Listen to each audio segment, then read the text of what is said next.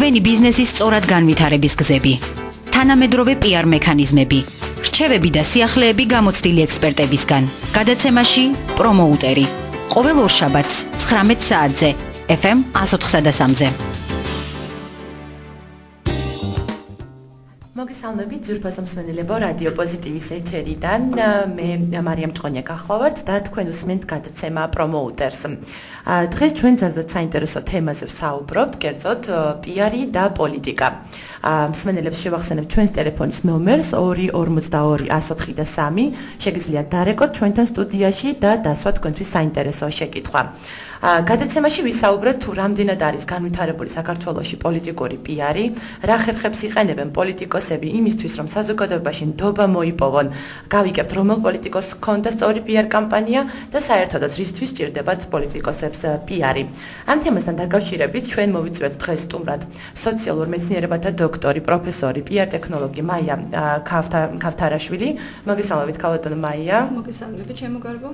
დიდი მადლობა ჩვენთან სტუდიაში სტუმრობისათვის. და გადავალ უშუალოდ თემაზე. საინტერესოა რა არის, ასე ვთქვათ, პოლიტიკური PR-ი და რამდენად საქართველოში არის დამკვიდრებული და პოლიტიკოსები იყენებენ ამას. კეთილი მივესალმები შენს მსმენელს, ჩვენს მსმენელს. მადლობა მოწვევისთვის, მადლობა ერთობ საინტერესო, აქტუალური და მართლაც საჭიროა თემის წამოწევისთვის. რაც შეეხება PR-ს. პოლიტიკური PR-ის გარეშე საქართველოს ალბათ ძალიან რთული წარმოსადგენი იქნება. და მეთანხმები ჩვენ პერმანენტულად ვცხოვრობთ არჩევნებიდან არჩევნებამდე, ჩვენ მუდმივად ჩაბმულები ვართ პოლიტიკურ დებატებში, ქართველი ყველაფერზე მსჯელობს ბუნებრივია, მაგრამ ამ ყველაფერთან განსაკუთრებული მისთვის არის პოლიტიკა. რაც შეეხება პროფესიულად პოლიტიკურ PR-ს, ეს ის სფეროა, რომელსაც ჯერ კიდევ განვითარება ესაჭიროება. მე ყოველ შემთხვევაში მიმაჩნია, რომ როგორც განათლების თვალსაზრისით, ანუ სწავლების პროცესებიდან გამომდინარე, პოლიტიკური PR-ი როგორც ასეთი ცალკე მიმართულება არსად არის სწავლება საქართველოში. არსებობს მხოლოდ სატრენინგო პაკეტები, არსებობს მასტერკლასები, არსებობს საექსპერტო გამოცდილებები, მაგრამ არა სპეციალიზაცია. რაოდენ გასაოცარიც არ უნდა იყოს ისეთ ქვეყანაში, როგორც აღნიშნეთ, როგორც არის პოლიტიზირებული საქართველო. მაგრამ როგორ გამოვდივართ სიტუაციიდან? რა თქმა უნდა, ქართველი ნიჭიერია და ეს ნიჭიერება პოლიტიკურ PR-შიც გვეხმარება. ამიტომ პოლიტიკური PR-ი მე პირადად დღეს უკვე შემიძლია თამამად ვაღიარო ვისწავლე პრაქტიკაში.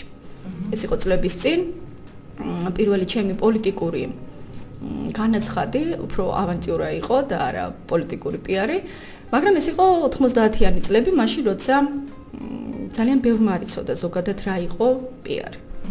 მათ შორის არც მე. საინტერესოა რომ პოლიტიკურ PR-ს ასე ვთქვათ თუ სჭირდება სპეციფიური ცოდნა სიტყვაზე თუ არის PR სპეციალისტი და იმსახურება რომელიღაც კომპანიას შეუძლია თუ არა იმუშაოს ვთქვათ პოლიტიკოსთან. იცით რა, მე მომხრე ვარ ზოგადად ვიწრო სპეციალიზაციის.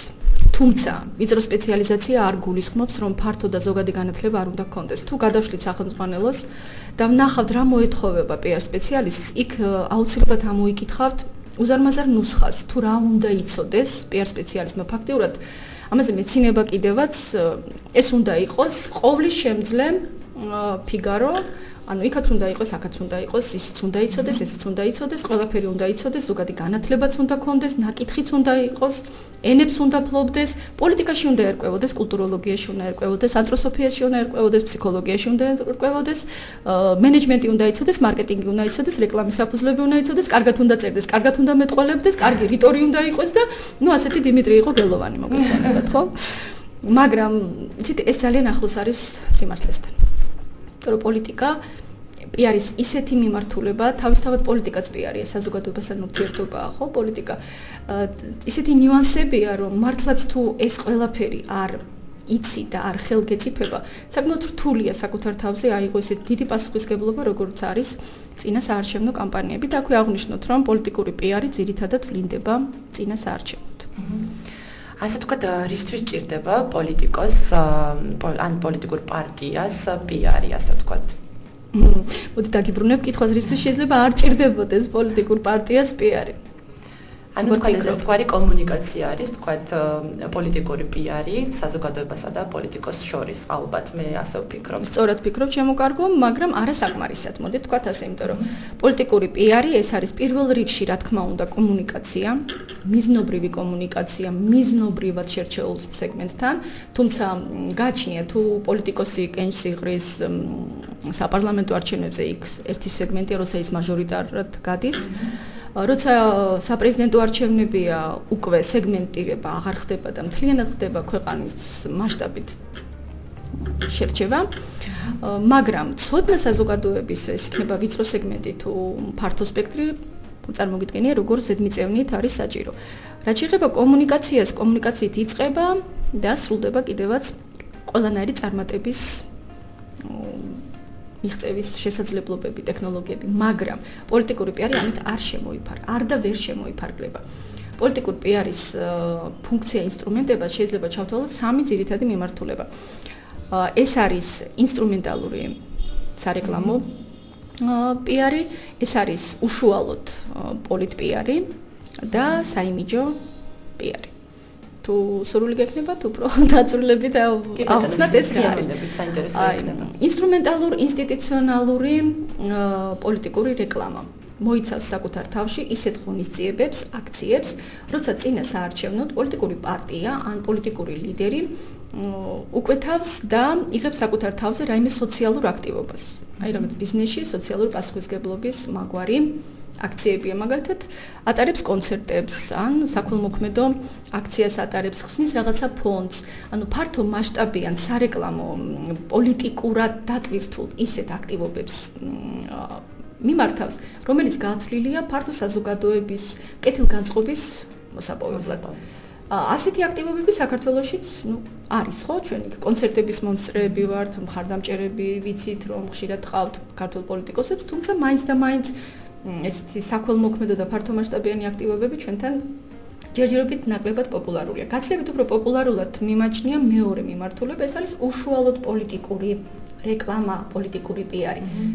რა მოიაზრება ამ სფეროში? ეს არის ლოზუნგების, სლოგანების, ანუ ნებისმიერი პოლიტიკური ატრიბუტიკის დამზადება, მათ შორის ბუკლეტების, ფლაიერების, საინფორმაციო ფურცლების, ბანერების, ყველანაირი მატარებელი ინფორმაციული პოლიტიკური მატარებლების, რომელიც ასახავს აი ამ პოლიტიკურ აქტივობებს, პოლიტიკური წინა საარჩევნო პერიოდში. და მესამე, რაც ყველაზე მეტად მიყვარს და მე ვთვლი, ეს არის ჩემი ვიწრო სპეციალიზაცია პოლიტექნოლოგიებსა და პოლიტიკურ პიარში, ეს არის პოლიტიკური image making.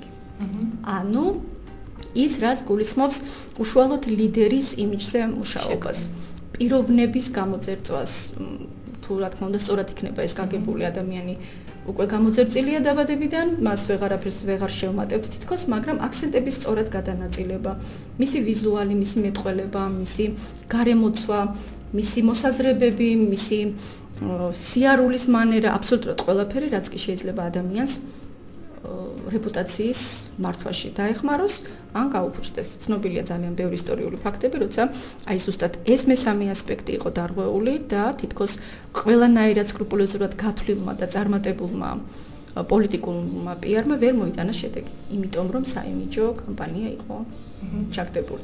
აი აქ დიდი ხარვეზები აქვთ ჩვენს ქართველ პოლიტიკოსებს. ჩემი გადასახედიდან რა თქმა უნდა. კი ბატონო, ჩვენ უფრო განვავრცობთ ასე ვთქვათ, ჩვენს მცირე სარეკლამო ჭრაზე გავდივართ ეხლა და დავუბრუნდებთ ისევ ამ კითხვას. თქვენ უსმენთ გადაცემა პრომოუტერს. თქვენი ბიზნესის წარმატება ჩვენი ქვეყნის წარმატებაა. დავუბრუნდით ეთერში, შეგახსენებთ, რომ დღევანდელი ჩვენი გადაცემის თემა პიარი და პოლიტიკა და მსმენელებს შევახსენებთ ჩვენს ტელეფონის ნომერს 242 104 და 3 დარეკეთ ჩვენთან სტუდიაში. დღეს სწორედ ჩვენი სტუმარია სოციალურ მეცნიერებათა დოქტორი, პროფესორი პიარ ტექნოლოგი მაია ქავთარაშვილი.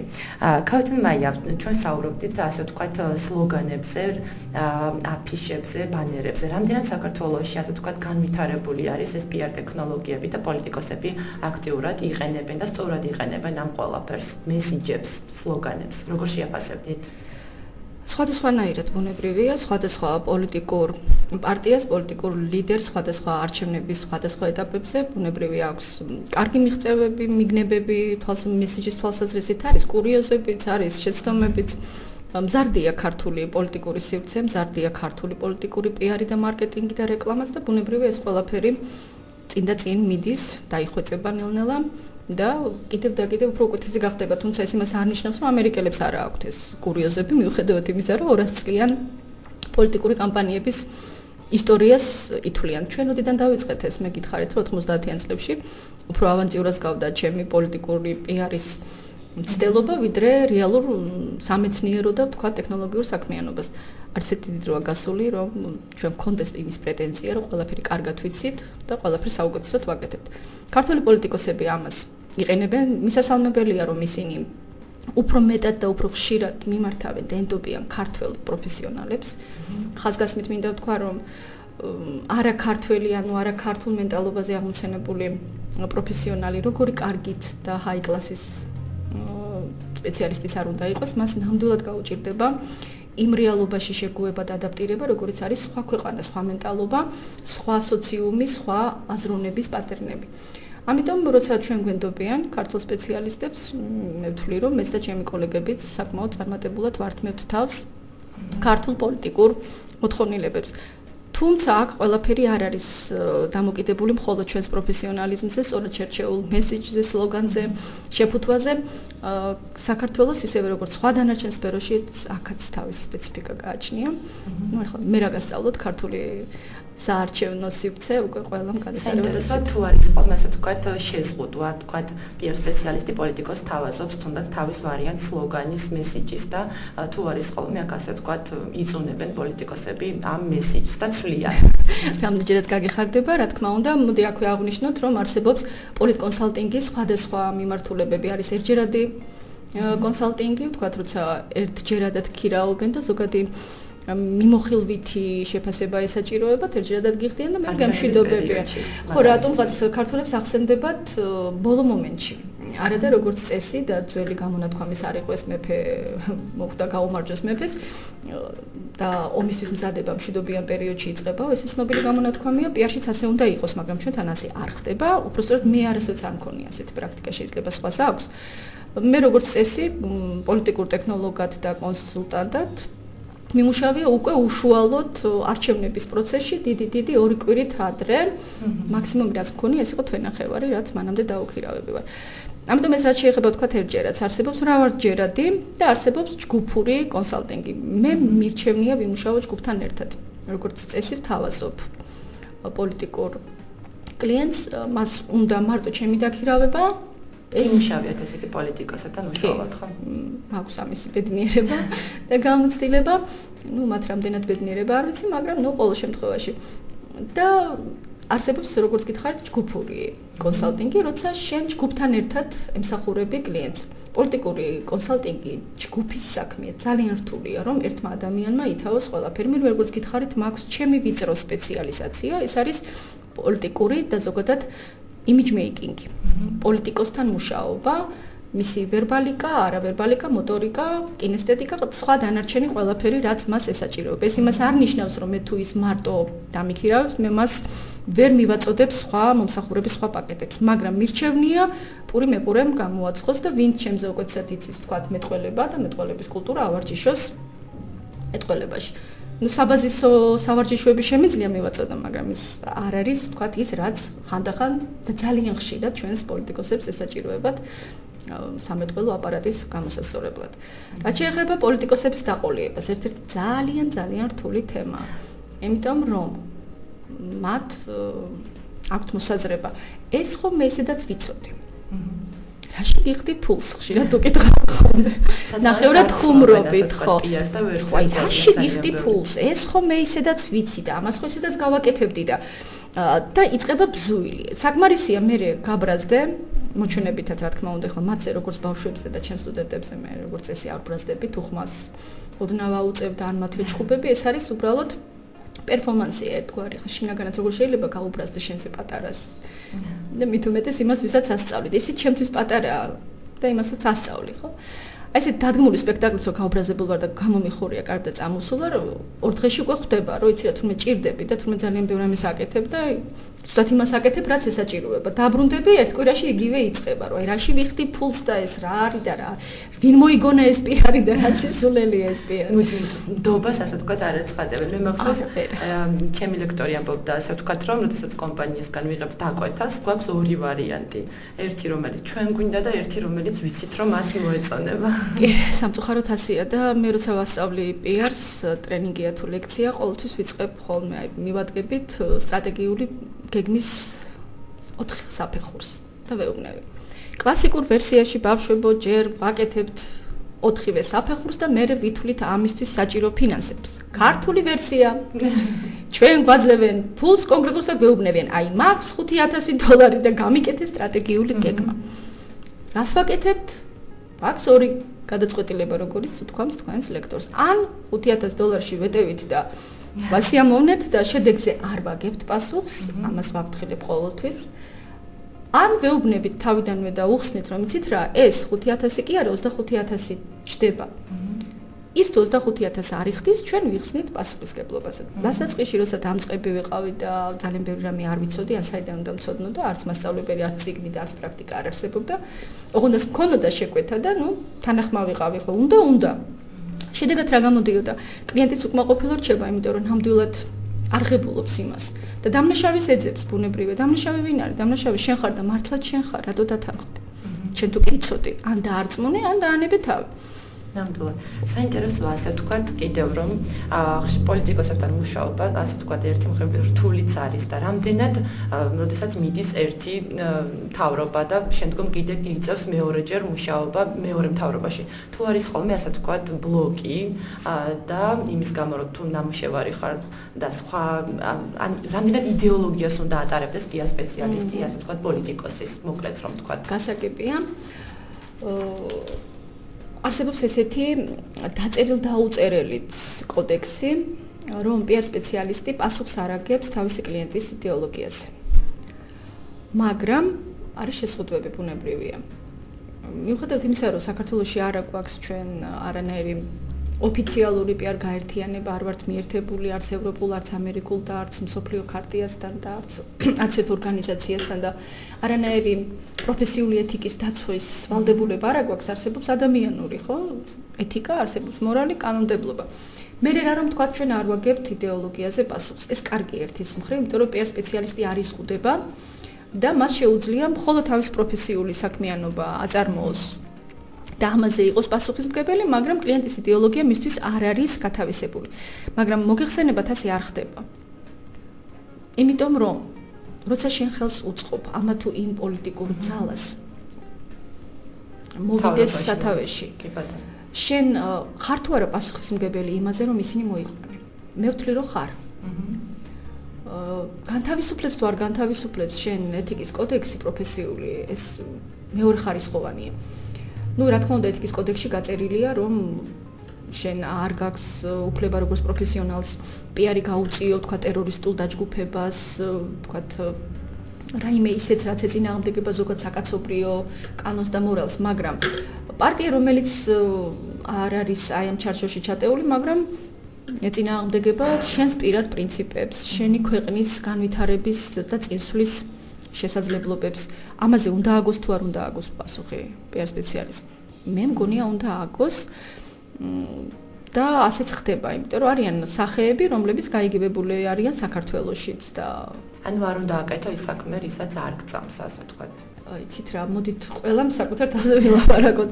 მე ვთვლი, რომ მე ვერ გავაკეთებ ისეთ პიარს და ისეთ საქმეს ვერ ვემსახურები, რომელიც მე შინაგანად არ მაგმაყოფილებს.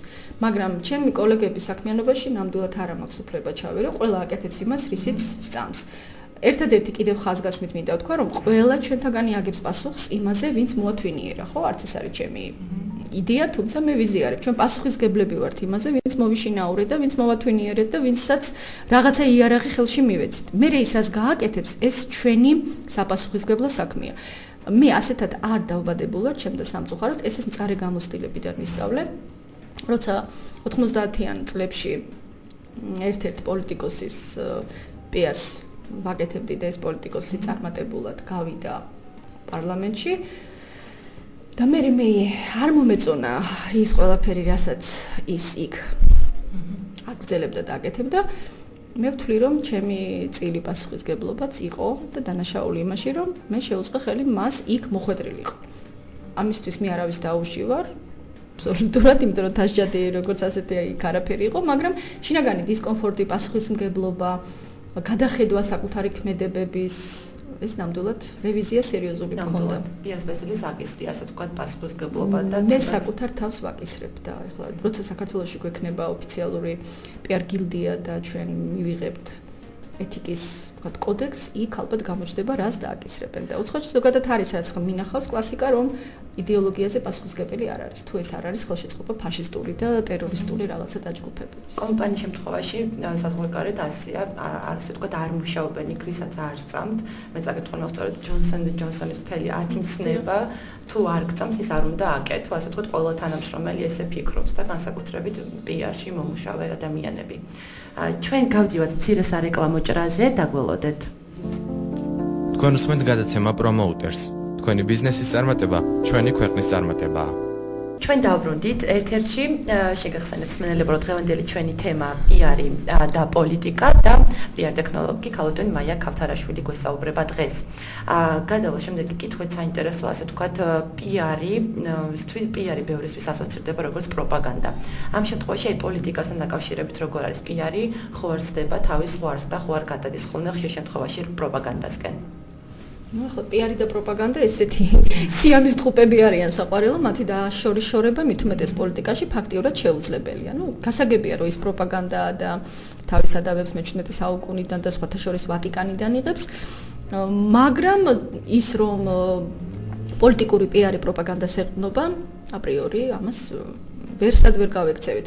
ნუ კლასიკური ვერსიებით პროპაგანდა ეს არის პიარის ისეთი მიმართულება, რომელიც ვთქვათ, კომუნისტური და ფაშისტური წყობის დროს უფრო აქტიურად გამოიყენება და მართლაც ასეა, რამე თუ ჩვენ ვიცით ხო პროპაგანდის კლასიკური განმარტება, რომ ეს არის მონოლოგის პრინციპი. ანუ მე ვსაუბრობ, მე გასწავლი, მე ტვინს გირეცხავ, მე გარწმუნებ და შენი აზრი ნაკლებად მაინტერესებს.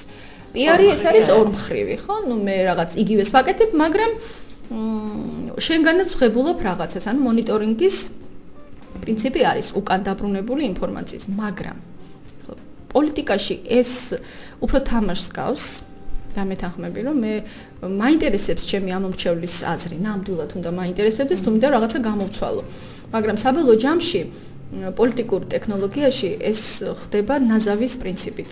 სადღაც არის სუფთა პროპაგანდისტული აქციები და განცხადებები, უფრო ძირითადი მონაკვეთი, რა თქმა უნდა, უკავია პოლიტიკურ პიარს, მაგრამ აი მათი დაშორიშორება და ესე განცალკევება და კატეგორიზაცია, რომ არა პროპაგანდას არ ვიყენებთ, ნუ არ ვიცი ახლა რანაირად შეიძლება პროპაგანდის და აგიტაციის გარეშე პოლიტიკური პიარის კეთება, ალბათ სამწუხაროდ საქართველოში ძალიან ბევრი, ასე ვთქვათ, მიიჩნევს, რომ შავ პიარს ეწევიან და პიარს, ასე ვთქვათ, ნეგატიური დატვირთვაც აქვს, სავარაუდოდ რაღაც კვლევაც რომ ჩატარდეს, დარწმუნებული ვარ, რომ უმრავლესობა იტყვის, რომ პიარი არ არის კარგი, ასე ვთქვათ, კარგი პროფესია და უმეტესად ტელევიზორიდანაც ხედავენ, ვთქვათ, ასე ვთქვათ, პოლიტიკოსების აქტივობებს და შეიძლება ეს ყველაფერი პროპაგანდასაც ჩათვალონ და ვთქვათ, ნეგატიური დატვირთვა აქვს. თქვენი აზრით რით არის ეს უფრო გამოწვეული? საზოგადოების არაინფორმირებული საკმაოდ საკმარისად არ იციან რა არის საზოგადოებასთან ურთიერთობა და რას ემსახურება თუ სხვა პრობლემებიც არის, ასე ვთქვათ. ალბათ ისიც და ისიც, იმიტომ რომ თავიდან ვთქვით, იგივე ამერიკას აქვს მინიმუმ 200 წლიანი ისტორია პიართან მიმართებაში. ჩვენ ეს დავიწყეთ 90-იანი წლებიდან, 1994 წელს პირველი სასწავლებელი გაიხსნა ტექნიკური უნივერსიტეტის ბაზაზე. ანუ ფაქტიურად რამდენი გამოდის, ხო? 15 წელი, 20 რომ მოვიკლათ თავი, 20 წელიც არ არის. 20 წლის განმავლობაში ძალიან რთულია, რომ საზოგადოება იყოს სრულად, მიზნობრივად და სწორად ინფორმირებული. ამიტომ ჯერ ერთ-ერთი სპეციალისტების ნაკლებობამ გამოიწვია ის, რომ პიარს ცუდი პიარი აქვს. ის რომ ჩვენ რატომღაც ავიტაცეთ ეგრეთ წოდებული შავი პიარი და მეცაც გეტყვით არსებობს წითელი, ყვითელი, მუხი, მწვანე, ყავისფერი პიარი, ანუ გრადაციები ფერების მიხედვით ეს უკვე გემოვნების საკითხია და რატომაც არა, ვთქვათ, ხო, ყვითელი პრესა თუ არსებობს, ყვითელი პიარი არა. შავი პიარი ძალიან მაინტერესებს, ეს გამონათქვამია, ასე ვთქვათ. შავი პიარის დამკვიდრება გაიგივდა ფერთან მიმართებაში, ანუ სიგლახესთან, სიშავესთან, ისევე როგორც სიყვითლე ყვითელი მედია მოგეხსენებათ ხო? ყვითელი ფრათ იღებებოდა როგორ არის ქართულად ესეთი ცუდი სახლები მოკლედ სადაც ქალები ცუცებს ეწეოდნენ. ყვითლად იღებებოდა ასეთი სახლები და იქიდან გამომდინარე ყვითელი მედია რომელიც ჭორებსა და თქვათ ესეთ საქმიანობას ეწევა და ერთხელ ყვითელი მედია. ასეთივეა ყვითელი პიარი, როცა პირად ცხოვრებაში იქექება ადამიანი და ძირითადად შოუ ბიზნესის და პოლიტიკოსების ცხოვრებას აპიარებს ესეთი კუთხით. შავი პიარიც ბუნებრივი აქედან წარმოვიდა, ანუ შავი ფული, ჭუჭყიანი ფული, ჭუჭყიანი პოლიტიკა, ჭუჭყიანი პიარი, შავი პიარი, ანუ ადამიანებმა ავტომატურად გადაიტანეს ფერის დატვირთვა პიარის ქმედებების შიგთავს. თუმცა შავი და თეთრი და ყვითელი და ამ შემდეგ პიარი არ არსებობს, პიარი პიარია. მაგრამ ამისი გაგება, ამისი მიღება, ამისი გათავისება მოითხოვს დროს. ფული ოდითგან მოდის, მოგეხსენებათ, მაგრამ დღემდე არსებობს გამონათქვამი ჭუჭყიანი ფული, ხო? მაგრამ არის კი ფული ჭუჭყიანი, ფულით შეიძლება ბავშვებს დაეხმარო და გადაარჩინო ისინი, თქვათ, კეთილი საქმე წაკეთონ. და შეიძლება იარაღი იყიდო, ან ნარკოტიკები გაავრცელონ. ფული ნეიტრალური ცნება. მას შეფერილობას და დატვირთვას აძლევს ადამიანის გადაწყვეტილება. ასეთვე ნეიტრალურია პიარი. პიარია, მოდით დავანებოთ პიარს თავი. თუ ის შავად გეჩვენებათ, ეს იმას ნიშნავს, რომ იქ არაკეთილსინდისიერი ქმედებები არის დაკავებული, როგორც წესი, არაკეთილსინდისიერი და არაპროფესიონალი ადამიანი. ნაკლებად პროფესიონალი თქვათ ასე. ანუ ადამიანი, რომელიც საკუთარი მიზნების მისაღწევად არ თაკილობს ნებისმიერი ხერხების გამოყენებას. და თუ საქმე პროფესიონალიზმთან გვაქვს პროფესიონალს, კიდევ ერთხელ გავიმეორებ, მიუხედავად იმისა, ის მიერთებულია რაიმე პროფესიულ ეთიკას ხარტიაზე, ხელი მოწერილი აქვს თუ არა აქვს, მას აქვს თავისი ადამიანური კოდექსი, ხო, ღირსების კოდექსი, ის ამას არ დაარღვევს. პროფესიონალები იმიტომ მიყვარს ყველა სფეროში. მათ აქვთ ეს ღირსება. და მათ ვერ გააკეთებინებ ვერანაირი ანაზღაურების, ვერანაირი დაშინების და ვერანაირი სხვა სიკეთეების თუ სიგლახეების საფასურად იმას, რასაც ისინი არ მიიჩნევენ საკუთარ ღირსებასთან შეფარდებით. მეც ასე ვთქვათ, აქეთკენ მიმყავს საუბარი სწორედ რომ პიარი არის დადებითი, თუნდაც სიტყვაზე პოლიტიკოსი, როდესაც ხსნის, თუნდაც რომელიღაც რეგიონში რაღაც საავადმყოფოს აუცილებელია, რომ ამას მოყვას მედიად გაშუქებაც და ასე ვთქვათ, მისი კომენტარიც, რომ სიკეთე როდესაც კეთდება კარგი საქმე, მაგრამ ხშირ შემთხვევაში ამ ყველაფერს პიარს მიაწერენ ხოლმე და ნეგატიურად აღიქვამენ. ჩვენ მცირე სარეკლამო ჭრაზე გავდივართ და დავბრუნდებით დაგველოდეთ. ეთერში შეგახსენებთ, რომ დღევანდელი ჩვენი გადაცემის თემა არის პიარი და პოლიტიკა და ჩვენს ტელეფონის ნომერს 242-104-3 გამოვაცხადებ, დაგვირეკეთ ჩვენთან ეთერში. ქალბატონო მაია, საინტერესო ასე ვთქვათ იმიჯმეიკერების თემა, რამდენად პოლიტიკოსებს ყავთ საქართველოში იმიჯმეიკერები და რას აკეთებენ ასე ვთქვათ ისინი? ნუ იმედია ყავთ, იმიტომ რომ ჩვენ მეტამორფოზების ხილველებიც ვართ, ვიცით ახლა გვარსახელები რო არ დაგისახელოთ, მიხვდებით, ყავს ესეთი პოლიტიკოსი ქალბატონები, რომლებიც როგორც სადადედამიწა ისე განსხვავდებიან საკუთარი თავისაგან. მანამ და თქვათ დღეს. ბუნებრივია, რომ მათ პროფესიონალის ხელი ატყვია, ძალიან სასიამოვნოა და მისასალმებელია, რომ ისინი ასე გამოიცვალენ და დაეტყოთ. იმათაც ეტყობათ, ვისაც არ აყავთ, ყველაფერზე ეტყობათ, არა მარტო ვარცხნილობა, ჩაცმულობა, აქსესუარი, ეტყობათ როგორც წესი გამოსვლებზე, მეტყველებაზე, გარემოცვაზე, ქმედებებზე, დაუფიქრებელ საუბრებზე, ფოტოკოლაჟებზე, რომლებიც იდება მათ სოციალურ გვერდებში, მათ ისეთ განცხადებებზე, რომელიც მე ხან უკან მიაქვთ, ხან მე განმარტებები აქვს განცხადების თაობაზე და ასე შემდეგ.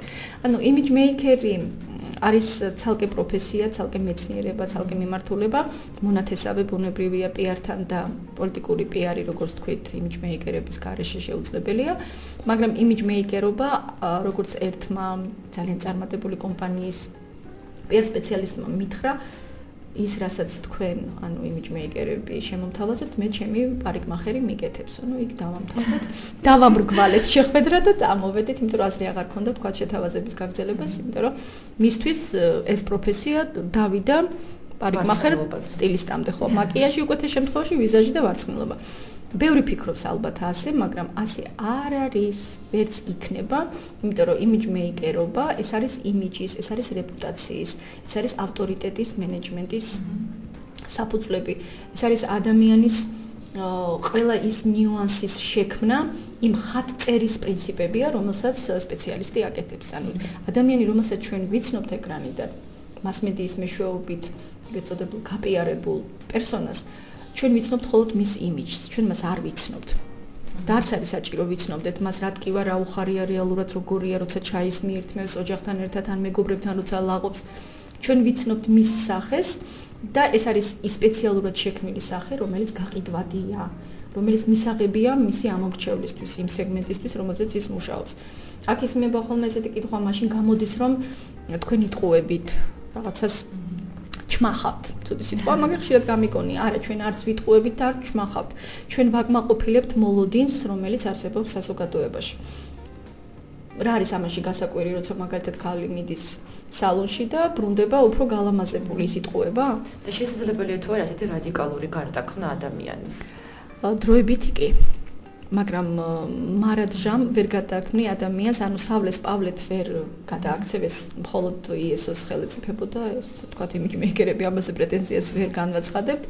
ამიტომაც არსებობს ჩვენთან ასეთი მიდგომა, რომ ისევე როგორც პიარში სტერეოტიპების ნგრევას ჩვენ ვამჯობინებთ სტერეოტიპებზე დაშენებას ახალი სტერეოტიპის და ახალი მიმართულების.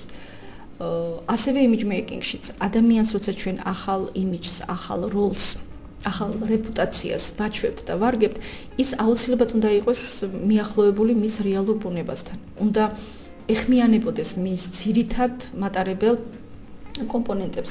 ანუ შეიძლება ადამიანს თმაგისფერი შეუცვალო და ვიზაჟით უფრო გაახალგაზრდა, ან უფრო საინტერესო გახადო მისი სახის გამომეტყველება. მაგრამ სულ კუჩი ხო არ სდება რა. როგორც კი შენ მის გვერდით აღარ იქნები, ის საკუთარ თავს გაყიდის. ესეც რომ არ იყოს და კარგი მსახიობი გამოდგეს, ადამიანი მუდმივად ვერ ითამაშებს. ადამიანმა შეიძლება უფრო გაალამაზოს საკუთარი თავი და ამას ვასწავლით, ხო? იქ მეტყველება გააუმჯობესოს, ჯდომის მანერა, მოძრაობა, თქვათ, კარგად გადახედოს საკუთარ გარემოცვას და დაამატოს ან გამოაკლოს ისეთი პერსონაჟები, რომლებიც მის მიზნებისთვის არის მისაღები. მაგრამ სრულად ადამიანი გარდაქმნა და შეცვალო ეს ყოველად შეუძლებელია. ეს ტყუილია მართლაც და ასეთი ტყუილი ძალიან ხანმოკლეა. ჩამოინგრევა. ანუ საბოლოოდ მაინც გამოამჟღავნებს საკუთარ თავს. აუცილებლად. ეს ყველაფერი დროებითია. შეიძლება ძალიან წარმატებულიც იყოს ესეთი გადაფუთვა და ასეთი მაგალითებიც ყოფილა, მაგრამ სად გაიქცევი საკუთარ თავს, ვერსად ვერ დაემალები, როგორც კი ექსტრემალურ სიტუაციაში ჩავარდება ასეთი პოლიტიკოსი, ის აუცილებლად გაყიდის საკუთარ თავს და მისთვის იქნება ძალიან რთული, რომ თავი შეიკავოს და გაახსენდეს იქ რა როლი ქონდა მორგებული, ანუ რაღაცა ნიღაბი, ხო? და პლუს იმიჯმეიკინგი არ არის სტატიკური ცნება. ეს არის მობილური ცნება და იცვლება, ხო? დღეს მე ესეთი იმიჯი მქონდა, მაგრამ ხვალ სიტუაციიდან გამომდინარე მე მჭირდება სხვა. მაგრამ ერთმანეთს არ უნდა წინააღმდეგებოდეს ეს 2, 3, 4 იმიჯი. ერთმანეთის გაგრძელება უნდა იყოს და ერთმანეთს უნდა ავსებდეს ესეთი იმიჯები. აი მაშინ უკვე დამაჯერებელი ხდება პოლიტიკოსი. ჩვენ ხშირად ხედავთ ხოლმე ურთიერთ გამომრიცხავ იმიჯებს, ხო? ადამიანები იცვლიან არა მხოლოდ პოლიტიკურ შეხედულებებს, არამედ საკუთარ მრწამსაც. იმართულებასაც. სახეცვლილება გამართლებული უნდა იყოს და პოლიტიკოსისთვის წინსვლისთვის ხელისშემწყობი უნდა იყოს, მაგრამ როცა ჩვენ ვხედავთ ვარდნებს, ქაოტურ აქეთ-იქით მოძრაობებს, რა თქმა უნდა, ეს უკვე პროფესიონალიზმის ნაკლებობას გულისხმობს. მე დიდი ეჭვი მაქვს, რომ ძალიან ბევრს კიდევ არ აყავთ თავიანთი იმიჯმეიკერი და ასეთ ადამიანებს მოგმართავენ ხოლმე ზუსტად როცა ძალიან გაუჭირდებათ არჩევნების დროს და ძალიან რთულია იყო სრულად პასუხისმგებელი იმაზე, რაც ჩაგაბარეს აი ახლა 5 დღით ადრე, ხო? ეს იგივეა, რომ ადამიანს უნდა გაეცნო მის წარსულს. სჯერო რომ 5 დღის შემდეგ ასე თქვა შეიძლება. ხო, ვერ შეიძლება, შენ უბრალოდ ვერ მოასწრებ მის აუდიტს, მის განვლი ცხოვრების გადახედვას, იმიტომ რომ თუ შენ მან რამე დაგიმალა ყოველთვის ვიწყებ ხოლმე ამით, რომ ჩათვალეთ თუ მე თქვენ არ მენდობით როგორც საკუთარ მოძღვარს, ან ფსიქოთერაპევტს, ან საუკეთესო მეგობარს, მაშინ მე მომთხოვთ პასუხს იმაზე, რაც არ მეწოდინება. მე არ მაქვს იმდენი დრო, რომ ამოვიქეკო თქვენს ბიოგრაფიაში და ამოვყარო ის მიმალულ-მიჭმალული ფაქტები. მე სხვა რამეზე უნდა ვიმუშაო, მაგრამ მოიძებნება აუცილებლად თქვენი კონკურენტი, რომელსაც არ დაეზარება, ამაში გადაიხდის და ის ამოგიქეკავს. მაგრამ მე როცა ვიცი ის, რაც შენ გააფუჭე და ვინ არის უშეცდომო, არავინ არ არის, ხო? მაშინ ამისი გადაფუთვა დასწრება ის ტექნიკით აღიარებითი ჩვენების დადება მანამ სანამ სხვა ამაზე მიგითითებს ეს ერთ-ერთი ცნობილი ტექნიკაა, ხო? თუ დაკვირვები ხართ, თორსა ვიღაცა გეჩხუბება თან გლანძღავთ, თუდად გეპყრობათ მარტივად თქვა, თქვენ თვითონ აღიაროთ თქვენი დანაშაული. კი, უნდა უთხრა, შენ კიდე ბოლომდე არ იცი, მე რა ცუდი ვარ. მართალი ხარ. აბა რა. ვიმსახურებ ამ ყველაფერს ადამიანს, როცა გამოაცლი ნიადაგს ასეთი ფსიქოლოგიური მანევრით. აი რაღაცომ უნდა გეჩხუბო, ხო? ინტერესი იკარგება, მაგრამ თუ კი შენ დგები თავდაცვით პოზაში და იძახი არა, მე არ დამიშავებია, ასე კი არ და ესე იყო, ადამიანს პირიქით უბიძგებ თავდასხმისაკენ, ხო? იგივე ხდება პოლიტიკაშიც. გახსოვთ ედუარდ შევარდნაძე ხშირად მომყავს ხოლმე ეს მაგალითი. ჟურნალისტები რო თავს დაესხენ და მოკლედ შეჭამეს და გასახანს აღარ აძლევენ და მოუტრიალდა ესეთი წრეში იყო მოქცეული და გაშალა რამდენადაც აძლევდა საშუალება ხელი და აი ჩეჩამხრები და განაცხადა ვერ ვფლობ სიტუაციას. და უნდა გენახათ აი სუსი ჩამოვარდა მომენტალურად, იმიტომ რომ პირველი პირი ედვარდ შევარდნაძე და საჯაროდ პირდაპირ ეთერში აღიარებს ვერ ვფლობ სიტუაციას. თავისი ვერბალური და არავერბალური კომუნიკატიური ყველა დანამატით. გააჩუმა ყველა. ასეა ყოველთვის აღიარე ის შეცდომა, რომელიც მართლა დაუშვდა ფაქტებზე დაგიჭირეს. ოღონდ შენ აღიარე ისე, როგორც შენ გაწყობს. აი მაგალითად ჯაბა იოსელიანი. ყველა მიცის რომ ის ციხეში იჯდა, ხო? მაგრამ ეს როგორი სოუსით იყო მოწოდებული, რომ ჯაბა იოსელიანი ებრძოდა კომუნისტურ წყობას, მას არ მოსწონდა ის, რასაც თავაზობდა პარტია და კომუნიზმი და ის დისიდენტობას გამოხატავდა, ანუ პროტესტს გამოხატავდა ამ თავისი ქმედებით. ну ეხლა მე მისი არც ადვოკატი ვარ და არც მხილებელი, მაგრამ რამდენადაც ვიცი ის ქურდობისთვისაც იჯდა, ხო? ციხეში, მაგრამ არავინ ამაზე აღარ ლაპარაკობდა. დისიდენტი იყო, ის ებრძოდა კომუნისტურ წყობას და ასე იყო საჭირო და მორჩა და გათავდა და ძალიან ბევრი მას მიიჩნევდა საკუთარ ლიდერად და პატივსაც სცემდა. ну სწორად იყო პოზიციონირებული, ხო მე არ ლაპარაკობ სხვა დანარჩენზე, რაც მის სახელთან არის დაკავშირებული, მაგრამ ეს ერთი ნიუანსი მას კარგად ჰქონდა მორგებული. ნამდვილად. ჩვენ გავდივართ სარეკლამო ჭრაზე და დავბრუნდებით 2 წუთში. თქვენ უსმენთ გადაცემა პრომოუტერს. თქვენი ბიზნესის წარმატება ჩვენი ქვეყნის წარმატებაა. დავბრუნდით ეთერში, შეგახსენებთ ჩვენს თემას პიარი და პოლიტიკა და ასევე ტელეფონის ნომერს 242-104-3. ქალბატონო მაია, ასე ვთქვათ, რამდენად არჩევნების პერიოდს გავიხსენებთ, თუნდაც საპრეზიდენტო, რამდენად კარგად აქვთ ხოლმე ჩვენს პოლიტიკოსებს დაგეგმილი თავიანთი სტრატეგიები და პიარ კამპანიები? რა გითხრათ, შორიდან რაც ჩანს და რაც ადვილად განსაკითხველია და განსჯას ექვემდებარება, თითქოს არ არის ხოლმე ის სრულფასოვნად დაგეგმილი სტრატეგია, ცდარია ტაქტიკაც და გზადაგზა ეს ყველაფერი სწორდება ხოლმე. ну კიდევ ერთხელ ვთქვათ ის, რომ პიარ სპეციალისტის და პოლიტიკოსის ადამიანია და პიარიც და საზოგადოება ცვალებადი ფენომენი, ამიტომ ეს არ შეიძლება იყოს ძალიან ისეთი სტატიკური მონოლიტი, რომელიც აი დავწერეთ ქაღალდზე და მე ეს აუცილებლად განხორციელდეს. თუმცა არსებობს, რა თქმა უნდა, ჩარჩოები, არსებობს რაღაცა მონახაზები, რასაც აუცილებლად დებენ და აუცილებლად უნდა იყოს განხილული და შესრულებული.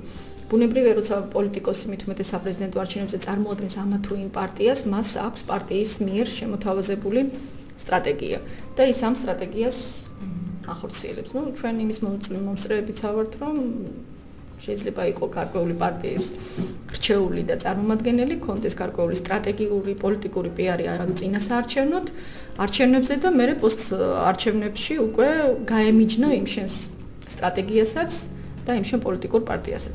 ანუ აქ რაღაცა კანონები, როგორც ასეთი, ნაკლებად. მოდით შევთანხმდეთ იმაზე, რომ ის რაც კლასიკური ვერსიებია, ვთქვათ, ის რომ ამერიკაში დემოკრატები და რესპუბლიკელები ვერსად ვერ გაექცევიან საკუთარ სტრატეგიულ მონახაზს და ერთი ვირს ვერ აირჩევს და მეორეს პილოს, იმიტომ რომ ეს ასია და ასე უნდა იყოს და ასე იქნება. საქართველოს ეს ყველაფერი ერთგვარ იწილობიწილო თამაშობანასაც გავს. ბევრად არის დამოკიდებული, ვინ განაგებს ამ პოლიტიკურ ამინს, ვინ არის დამკვეთი. ხშირად ჩვენი პოლიტიკური პიარი უძლურია და ვერაფერს ვერ სთავაზობს და გადამწყვეტ როლს ვერ თამაშობს, იმიტომ რომ წინასწარ ყველაფერი გადაწყვეტილი გვაქვს. თუ ფიქრობთ, რომ პოლიტიკოსები უფრო მეტად ჩართული უნდა იყვნენ, ასე უფრო მეტი კომუნიკაცია უნდა აწარმოონ საზოგადოებასთან? კლასიკურად რა არა მარტო წინასაარჩევნოდ მაგალითისთვის. კი, როცა დაგჭირდება მოსახლეობა მხოლოდ მაშინ თუ გაგახსენ და ნაკლებად დამაჯერებელი ხარ, ბუნებრივია. თუმცა ჩვენი პოლიტიკოსები ძალიან ისეთი აქტიურები არიან ზოგადად პოლიტიკურად, იმიტომ რომ ჩვენ არ აგვაქვს ის ფუფუნება, რომ მოსახლეობა ისვენებდეს პოლიტიკისგან. ჩვენ მუდმივად ჩართულები ვართ და შეიძლება პირიქით გადამეტებულიც იყოს ზოგიერთი პოლიტიკოსის პოლიტიკურ არენაზე გამოჩენა. სხვა საკითხია, რამდენად სწორად და დოზირებულად ხდება, ვთქვათ, მთლიანად განაწილება ამ აქტივობების და ზუსტად აქ ესაჭიროება და აკლიათ პროფესიონალების რჩევა და ჩართულობა, რომ ეს აქტივობები იყოს მიზანმიმართულად გაწერილი, ვთქვათ, პირველი წელი, მეორე წელი, მესამე, მეოთხე წელიწადი, რომ პოლიტიკოსი ხან სულ არ იკარგებოდეს, ან ძალიან გადამეტებულად არ ჩდებოდეს, ხო, არსებობს სტრატეგია შემუშავებული. უნდა არსებობდეს, კი, იმიტომ რომ არსებობს მაგალითად იგივე რეკლამის ახმადობის ინდექსი, ხო, თუ კი გადაამეტეს შენ ამ ინდექსს, მაშინ უკვე რეაქციას აძლევ მაყურებელს და მსმენელს. ის ვეღარ აღიქვავს და პირიქით ნეგატიურად არის შენდამი განწყობილი.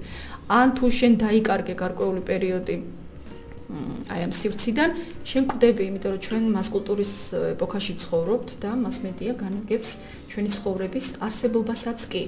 ვირტუალური სამყარო უკვე ფაქტიურად რეალური სამყაროა. შენ თუ არ ახარ ეკრანზე, შენ არსად არ ახარ. არავისთვის აღარ ახარ და ქუჩაში შენ თუ არ გადაგიღო კამერამ შენი ყოფნა არ ყოფნა კითხვის ნიშნის ქვეშ დგება.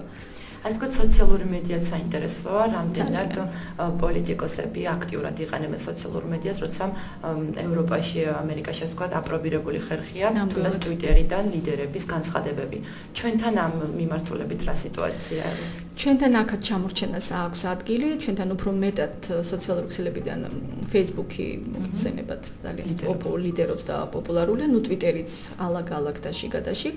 ჩვენი პოლიტიკოსები ნაკლებად იყენებენ თავის სასარგებლოდ, იმიტომ რომ ძალიან ხშირად მათი პოსტები და მათი განცხადებები მათივე საწინააღმდეგო ტრიალდება, მათი ფოტოები ნაკლებად აქვთ გააზრებული, რომ კი, თქვათ, შენ საჯარო მოხელეც ხარ და ეს საჯარო სივრცეა, მაგრამ რამდენად სასიამოვნოა და მომგებიანია შენი იმიჯისთვის, თქვათ, შენი ვოიაჟების ფოტოები, შენი გაწეწილი იმის ვარცხნილობის ფოტოები, თქვათ, ის რაც უნდა იფილტრებოდეს, იმიტომ რომ მე შემიძლია, თქვათ, რაღაცა ისეთი დავდო, მე არ მომეწონება ავიღო და მეც კი ვარიდებ თავს, იმიტომ რომ მე ჩემი სტუდენტობა და რაღაცა გარკვეული საჯარო სივრცე მაბარია, მაგრამ როცა შენ პოლიტიკოსი ხარ, შენ უნდა გაუფრთხილდე ყველა გამონათქვამს, ყველა რეპლიკას, ყველა კომენტარს, ყველა ფოტოს, ეს ნაკლებად ხდება, რასაც ვაკვირდები, ხო, ძალიან ბევრი მოქმედი პოლიტიკოსი მყავს აი ამ სივრცეში მეგობრებში და პროფესიული დაავადება, ხო, გინდა არ გინდა, ამას უყურებ ასეთი კუთხით. უამრავი შენიშვნა მაქვს, არა მარტო მე, ჩვენ მე ერთმანეთში ამ დარგის სპეციალისტები, სიამოვნებით ცალკე თემასაც ხალისობთ ხოლმე ამ თემებზე, იმიტომ რომ უამრავი შეცდომებია. და პროფესიონალების ნაკლებობას ხედავთ ამ ყველაფრის მიღმა. არა და ძალიან კარგი სპეციალისტების ხედან სახლში და მე ვთვლი რომ მათი ადგილი არის იქ, სადაც აი ესეთი კარგი საქმეების კეთება შესაძლებელი. ასე ვთქვათ, მინდა გავიხსენოთ წინა მთავრობის დროს იყო ხოლმე ასე ვთქვათ, საუბრობდნენ რომ უცხოელი იმიჯმეიკერები ყავდათ ხოლმე. რამდენად საქართველოს მოსახლეობისათვის იქნებოდა ეს გასაგები უცხოური პიარი საქართველოში, ასე ვთქვათ. ამაზე ორიოდე სიტყვით უკვე ვთქვით, რომ უმჯობესია რომ PR სპეციალისტი იყოს აღმოცენებული იმ ნიადაგზე, სადაც ის ცდილობს იმ საზოგადოების ნდობა მოიპოვოს. იცნობდეს ამ საზოგადოების მენტალობას, იცნობდეს მათ სტერეოტიპულ ხასიათს, იცნობდეს მათ არქეტიპებს, იცნობდეს მათ ზღაპრებს, იგავებს, სიმღერებს, ლექსებს, წარსულს და მომავალს. ანუ რაც უფრო ღრმად იცნობ საზოგადოებას, მით უფრო მარტივია ამ საზოგადოების მართვა. მათი მოტივირება, მათი ცნობიერებით манипуლირება, ცუდ სიტყვა, მაგრამ რეალობა და რაც უფრო შენ ნაკლებად ხარ ჩახედული ამ საზოგადოების სპექტრში და აი კულუარებში, მით უფრო რთულია. თუმცა ახლა რამდენად წარუმატებელი იყო ჩვენი წინამთავრობის პიარი, ამაზე რთულია საუბარი პირიქით, ალბათ ერთადერთი რაც კი კარგად გამოსდიოდათ, ბოლომდე ობიექტურები ვიყოთ, ეს პიარიც იყო კი, ნამდვილად. მათ ყავდათ უცხოელი სპეციალისტები და ადგილობრივებიც ყავდათ და ნამდვილად ეს ტანდემი ამართლებდა, მაგრამ ეტყობოდა ხოლმე, სადაც ეს ამერიკული გადახრები მუშაობდა. იგივე ჩვენი პრეზიდენტის იმიჯი იყო ხოლმე ეს ზედმეტი პროამერიკული, საზოგადოებისთვის მორგებული იმიჯი. თუნდაც ერთი ელემენტარული ავიღოთ, ის გადამეტებული მისი ხალხში გასვლა. ეს ამერიკაში აპრობირებული და კარგად მუშაობს, მაგრამ როცა ჩვენი პრეზიდენტი გადიოდა და თქვათ მიუსაფარებთან ერთად საჭმელში ამდა ნაკლებად დამაჯერებელი იყო ეს ქართული საზოგადოებისთვის, მაგრამ ეს იყო გადმოღებული ამერიკული მოდელი. შეათ ეშლებოდათ, მაგრამ რაც მთლიანობაში ეს წარმატებული პიარი იყო ხოლმე.